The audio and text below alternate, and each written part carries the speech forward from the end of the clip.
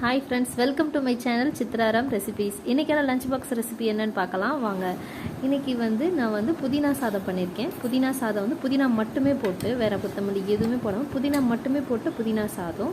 அதோட சேர்ந்து இன்னைக்கு தக்காளி சாதம் பண்ணியிருக்கேன். தக்காளி சாதம் தனியாக இது தக்காளி போட்டு தனியாக சாதம் மாதிரி பண்ணியிருக்கேன். இது ரெண்டுத்துக்கும் கூட்டுக்க காமனாக இருக்கனால நான் உருளைக்கிழங்கு வறுவல் வச்சுருக்கேன்.